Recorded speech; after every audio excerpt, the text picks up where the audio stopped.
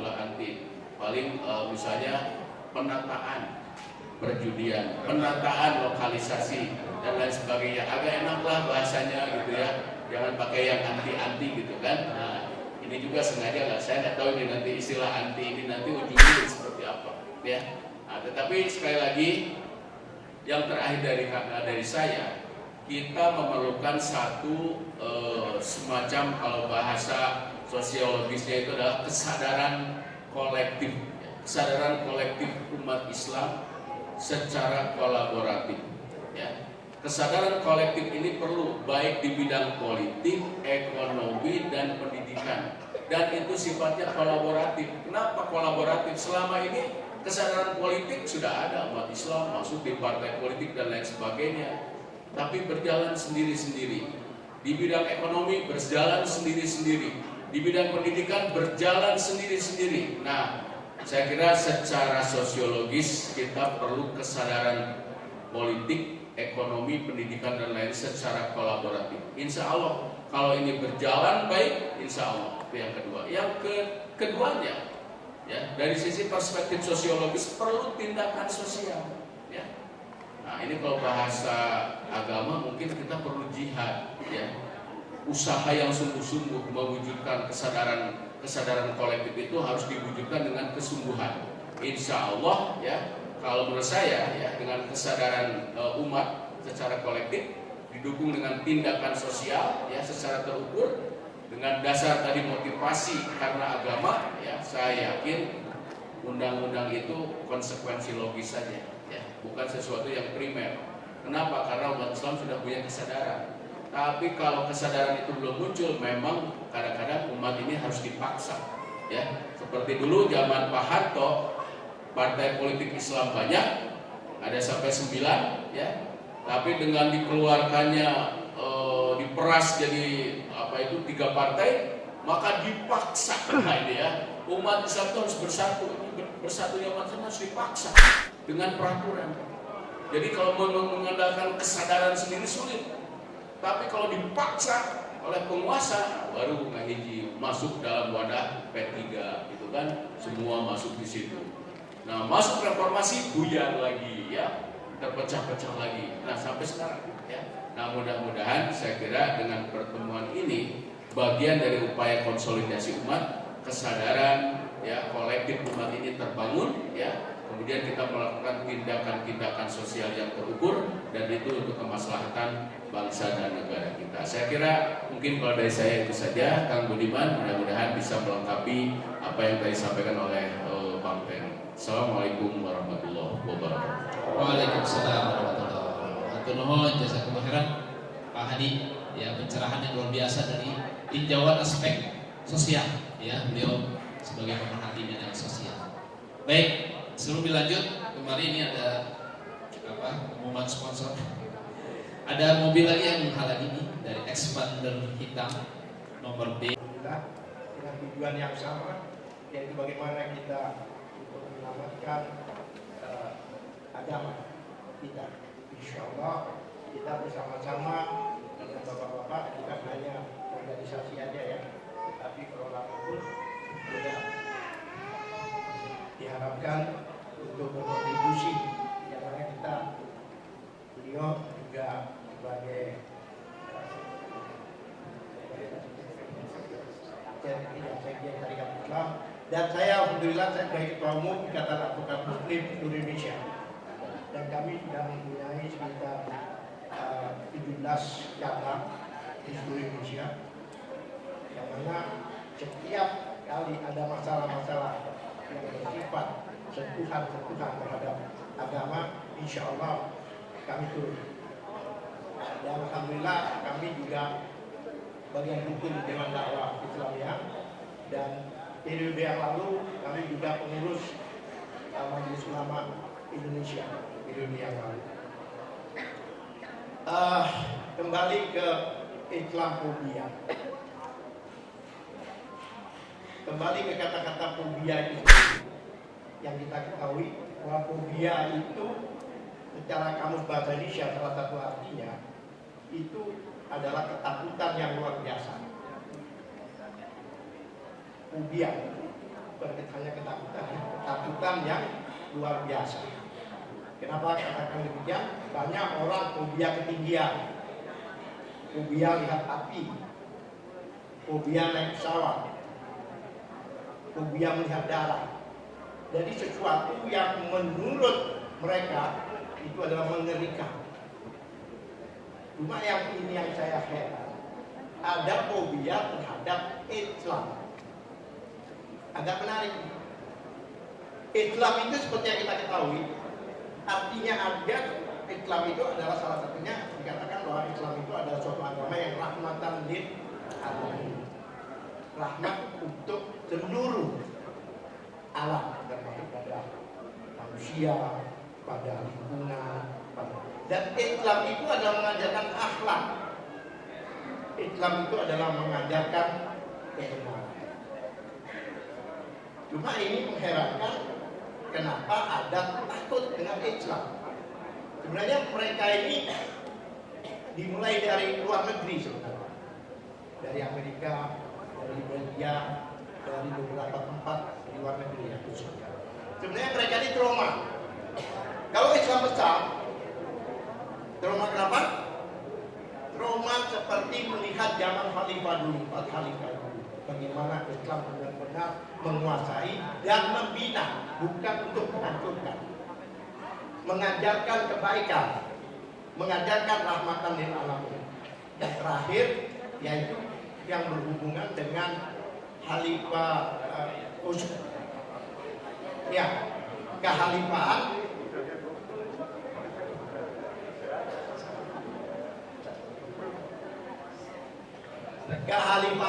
Utsmaniyah. Benar-benar penguasaan Islam pada waktu itu universal. Itu awal-awal. Yang mana mereka ini takut, bukan takut karena mereka takut dirusak atau dihancurkan, tidak. Tapi mereka itu takut Islam besar. Mereka tahu bahwa Islam itu tidak berbahaya, mereka tahu. Mereka hanya takut Islam itu besar dan menguasai. Ini sebenarnya masalah akidah. Coba bayangkan. Sebenarnya mungkin nanti ditambahkan oleh kita berdua. Yang akhir-akhir ini Islamophobia itu dimulai dengan 9/11, masih ingat? 2001 kalau nggak salah itu, 2001, yang mana ada 4 pesawat menumbur beberapa gedung, ada yang jatuh dan sebagainya, ya kan? Ternyata terungkap di akhir itu adalah by design, bukan fakta. Yang ungkap siapa? Ya mereka sendiri. Ternyata ini direncanakan karena ada apa? Untuk mencari kebenaran. Faktanya yang dikatakan pilot-pilot yang merampas pesawat itu, yang katanya BCC yang menumbur WTC dan sebagainya itu ternyata di negaranya masih hidup. Jadi itu figur-figur fiktif. Yang mana mungkin kita pernah dengar, itu ada isunya ada 6.000 kalau nggak salah orang Yahudi tidak masuk kantor WTC. Ya kan? Kenapa dia tidak masuk? Kenapa dia sebanyak itu? Apakah mereka sakit? Atau mungkin? Nah inilah akhirnya sekarang sudah terungkap karena apapun juga hati nurani yang berbicara. Pelaku-pelaku itu sendiri yang mengungkapkan bahwa itu tidak. Apa tujuannya?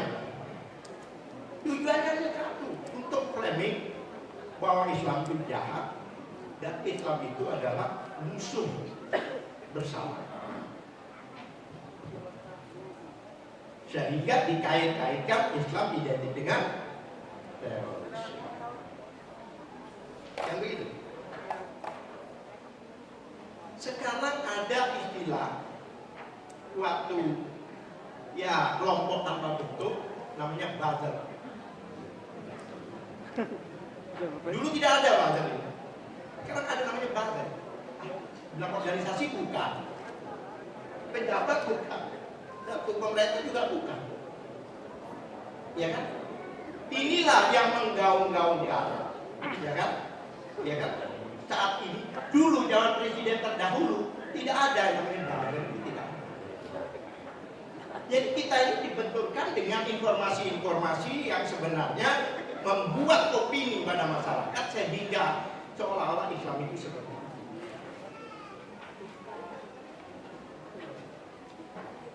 Ya kan? Jadi apa ya? Memang dikondisikan seperti itu. Kami mau wajar kalau itu dari buzzer yang tidak dikenal. Tapi sangat kaget kami begitu orang-orang yang duduk di dalam menjabat sekarang ikut-ikutan berbicara lah. Ini yang kan ikut bingung kita. Baru-baru kali ini ada yang mengatakan bahwa haram hukumnya jika kita melaksanakan atau mengikuti ketatanegaraan Nabi Muhammad SAW.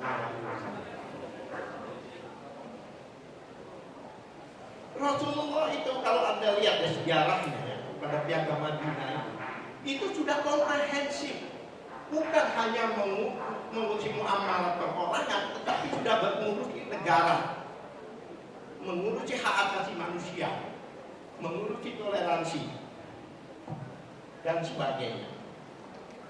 Kok tiba-tiba ada orang yang menghalalkan? Saya tulis itu, mungkin ada Bapak baca di beberapa media, saya tulis.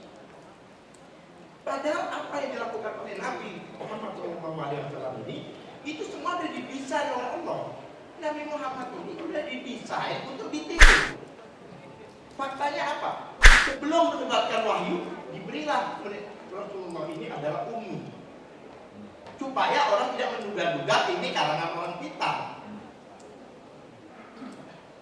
Diberi lagi satu, kalau istilah komputer itu, di software namanya Al-Amin, artinya jujur.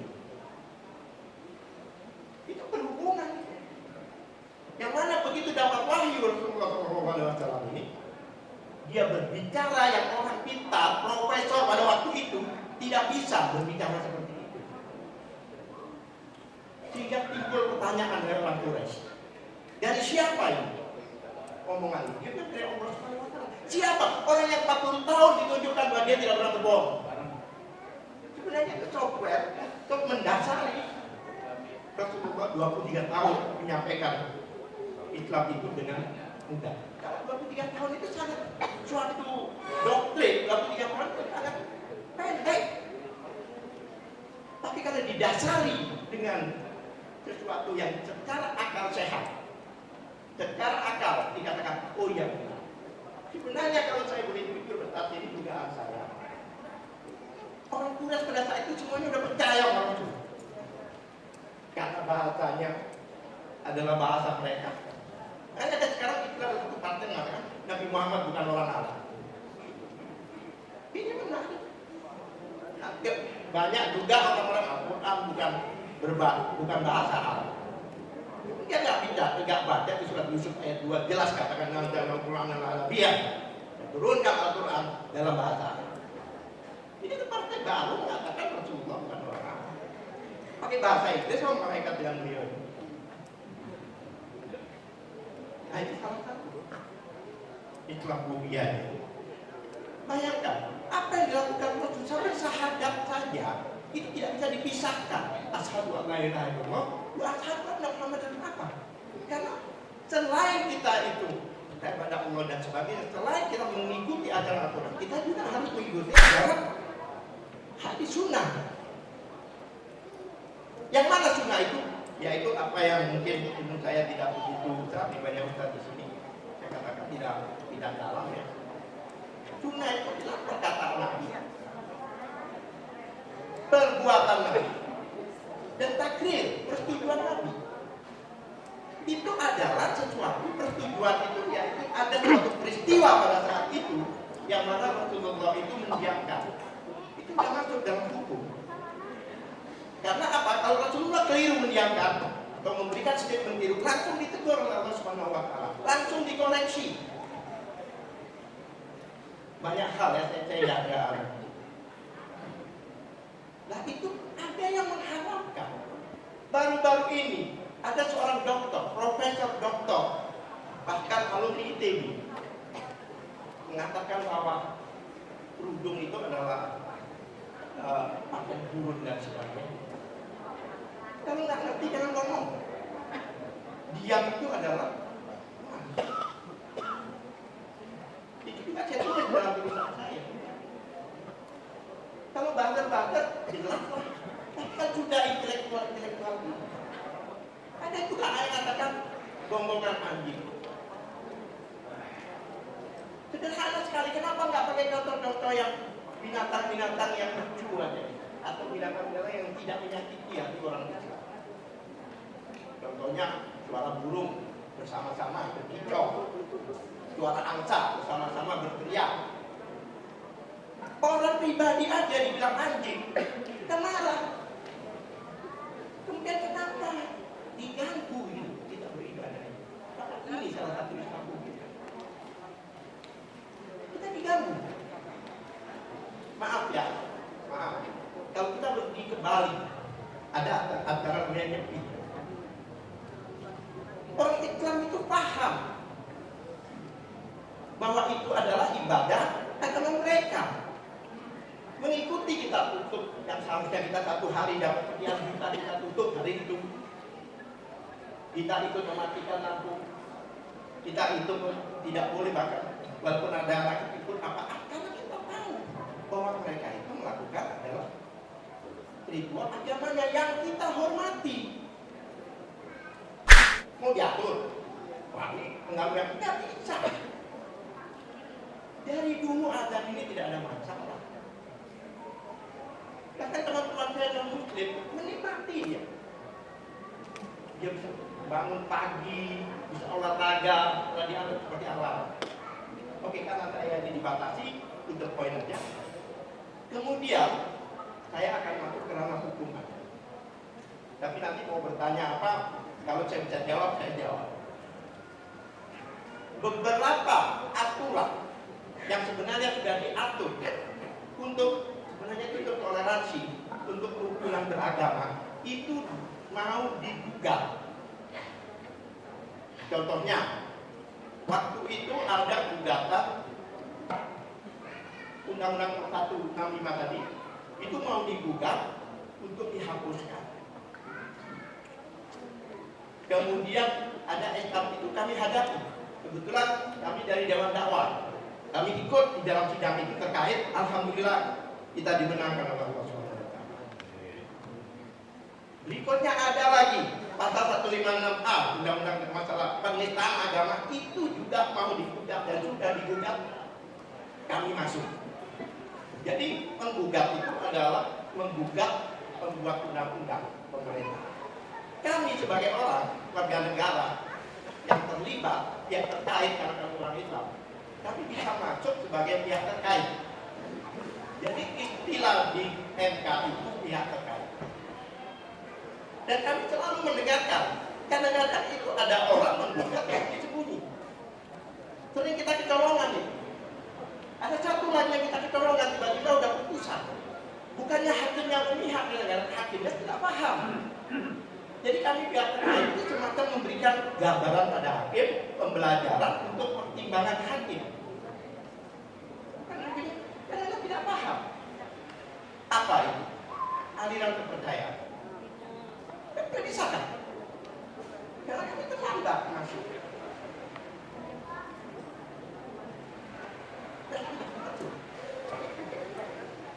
Nah kemarin juga SKB 2 Menteri masalah rumah ibadah tadi. SKB 2 Menteri itu ada beberapa, ada dari orang dari Ahmadiyah mengajukan waktu itu untuk ditiadakan. Tapi bukan ke MK, karena SKB yang Mahkamah Agung. Sebenarnya kita ini pihak luar tidak bisa masuk ke Mahkamah Agung, tapi kami terpanggil, kami bersama Dewan Dakwah waktu itu, kami bikin pertimbangan hukum ke Mahkamah Agung.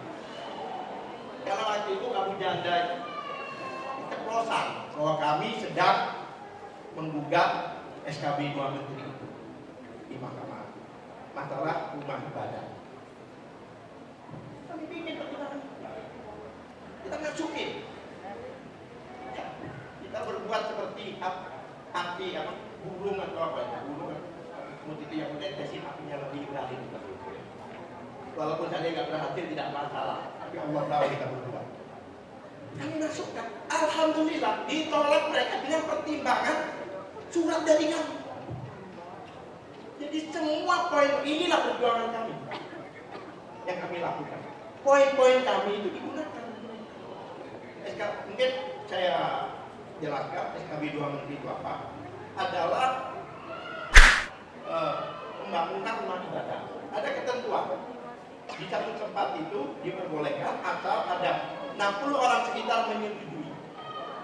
Ingat itu, 60 orang sekitar. Kemudian penggunanya minimal 90 orang. Yang satu akidah. Baru boleh. Sebenarnya itu bukannya menunjukkan Islam, tidak. Itu demi kerukunan. Maaf. Kalau di Irian atau Papua yang mana orang Islam mungkin lebih sedikit, ya otomatis ada jalan di sana. Supaya apa? Supaya ada kerukunan di sini. Di Bali dan itu mau digugat. Terakhir ada gugatan TMK itu pun dari dengar kami, yaitu perkawinan antar agama. Jadi mereka ada orang yang istilah sekarang pacaran dengan orang Islam. Kemudian orang Islam ini muslimah ya, perempuan. Pada waktu mau menikah dilarang karena aturan perkawinan beda agama. Hanya dia merasa hak asasi saya dilanggar, ini dilanggar, dia buka. Ya TMK. Sebenarnya sih biasanya kalau TMK itu yang menggugat gugatannya itu isu HAM yang diangkat, isu toleransi, minoritas mayoritas, hanya isu itu aja yang diangkat oleh mereka. Dan kami sudah punya tamenya untuk menjawab itu. SKB 3 Menteri dulu itu, SKB 2 Menteri itu adalah tujuan forum antar agama. Nggak tiba-tiba, lah itu hati tidak tahu, untung kami masuk. Bukan berpihak. Orang Islam ini tidak egois, dari awal orang Islam ini tidak egois. Buktinya apa? Pancasila mengatakan dengan menjalankan syariat Islam dengan rela kita. Demi apa? Demi persatuan. Bahkan saya katakan kemarin bahwa Pancasila itu sebenarnya syariah. Pancasila itu syariah. Orang yang berketuhanan pasti dia berpikir manusia. Pasti dia yang bersatu. Jika menyelesaikan masalah, pasti menimbulkan musyawarah. Dan tidak bilang akan diutamakan. Itu satu. Tidak ada benturan. Nah, yang namanya Pancasila itu adalah jumlahnya 5, susunannya seperti itu. Itu baru namanya Pancasila. Kalau jumlahnya 5, susunannya nggak seperti itu ya, bilang. Ngerti ya? Kalau saya bilang orang lahir itu, bayi lahir itu setelah berbentuk manusia. Kepalanya sudah pada tempatnya, tangannya sudah pada tempatnya, kakinya, lahir. Tapi kalau masih kepalanya di bawah, tangannya di dekat, itu embrio belum lahir.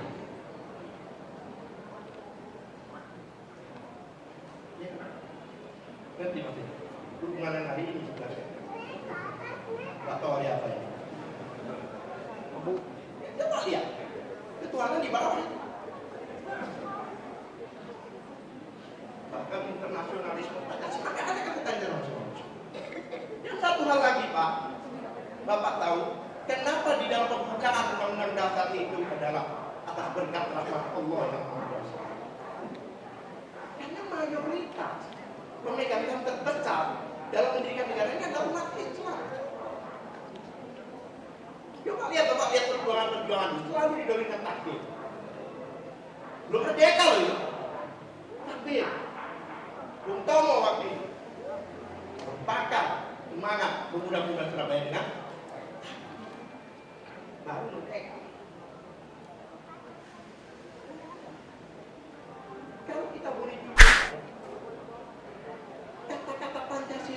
ada loh di Undang-Undang Dasar 45. Coba cari, baik di pembukaannya maupun di dalamnya.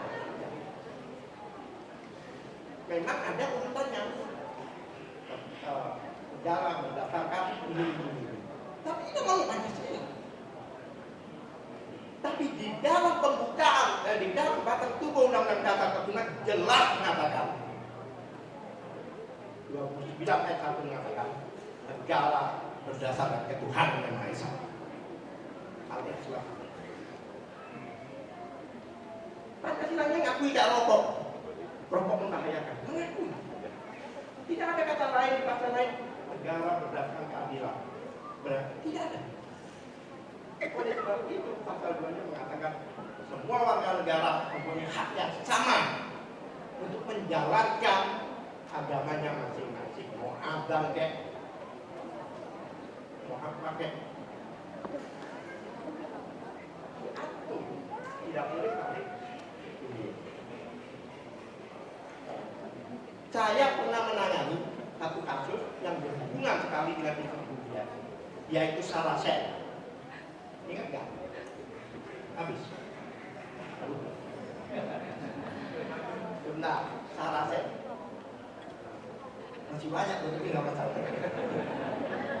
Enggak, sebenarnya Bapak lah nanti yang akan banyak bertanya. Saracen itu Pak, 800.000 akun ujaran kebencian dari cyberbullying. Bayang.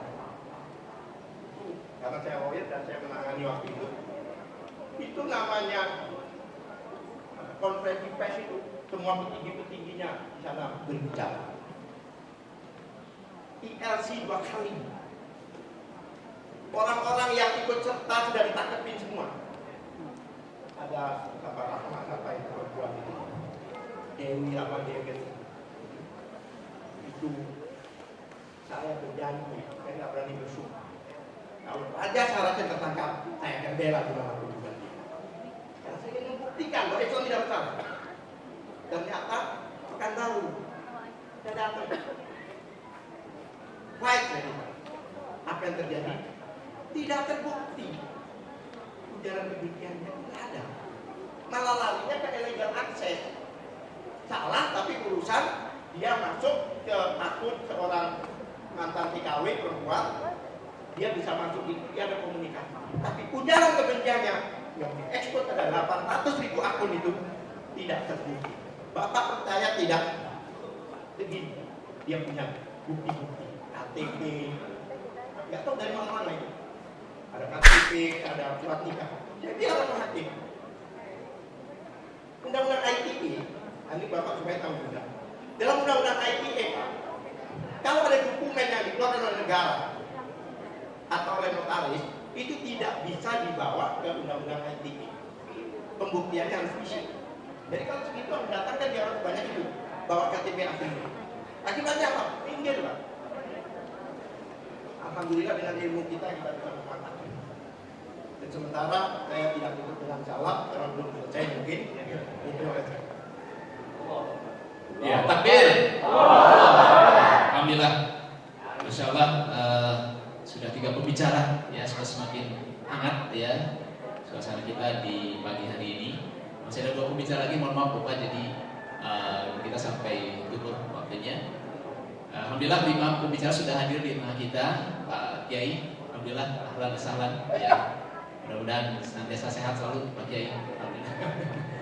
Baik, sesi keempat kita berikan kesempatan Pak Kiai Ardian Ali untuk menyampaikan pemaparannya. Beliau sebagai Ketua Forum Ulama Umat Indonesia atau FUI, tentu banyak aduan yang masuk ke beliau, ya, mulai dari aliran sesat, kritisasi, ya, termasuk juga mungkin masalah Islamofobia ini, ya. Mungkin Bapak bisa memberikan Pak Kiai memberikan arahan pada kami, nasihat pada kami terkait dengan Islamofobia ini. Maka waktu dan tempat yang bersama.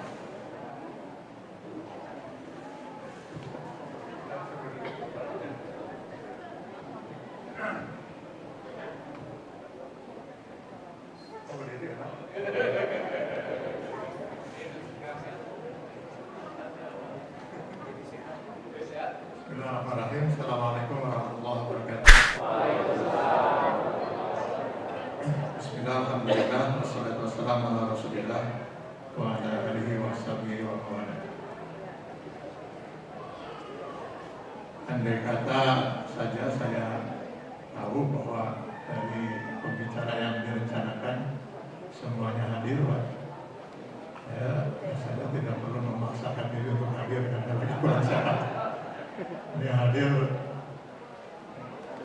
tokoh-tokoh yang luar biasa, semuanya Ustaz, ada Pak Kiai tadi, Pak Kiai, Pak. Dan yang hadir nih, alhamdulillah, walaupun jumlahnya tidak sangat banyak, tetapi insya Allah saya juga sangat hafal dengan yang hadir di pimpinan gerakan ini, Pak. Allah, yang kalau umatnya di bawah, ya pasti akan menampung. Hadirin rahimakumullah. Sejak Allah menurunkan risalah Islam, para Rasul sudah menghadapi mereka orang yang menuhankan hawa nafsu mereka. Jadi bukan hanya saja kecaman, hinaan, intimidasi, bahkan wayak turunal anbiya bighairi. Mereka bunuh para nabi. Jadi kalau Islam di Eropa pernah mengejutkan itu membunuh sekian umat Islam, maksud saya orang-orang kafir di Eropa. Itu jangan kaget, Pak. Ya kan kita manusia biasa. Para nabi pun dulu dibunuh. Kalau nggak salah ada 39 nabi yang dibunuh. Nabi.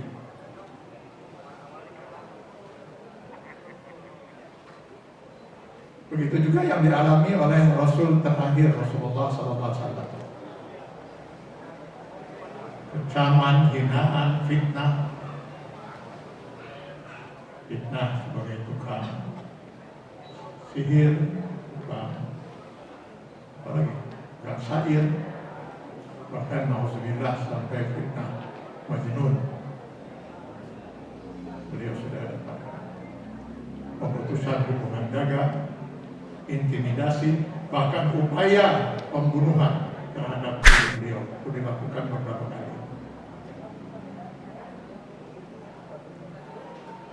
Di Makkah, beliau hanya menghadapi satu kelompok Islamofobia, yaitu orang-orang kafir yang berbaju kafir.